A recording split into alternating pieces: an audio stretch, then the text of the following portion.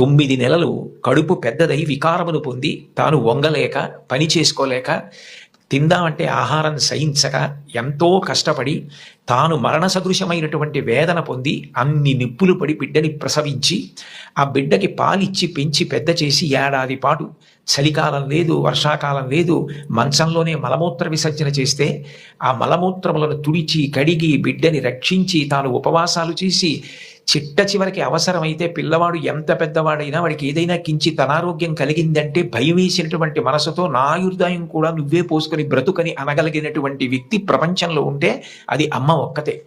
అందుకే అమ్మ లాంటి ప్రాణి లోకంలో లేదు. శాస్త్రాలు కూడా మొట్టమొదటి నమస్కారం ఎవరికి చేయించాయి అంటే మాతృదేవో భవ. మాతృదేవో భవ అంటే భగవంతుడు అమ్మ రూపంలో ఉన్నాడు అని కాదు దాని అర్థం. అమ్మయే భగవంతుడై ఉన్నది. భగవతి అమ్మ, అమ్మ భగవంతుడు రెండు కాదు. ఎందుకనంటే ప్రాణం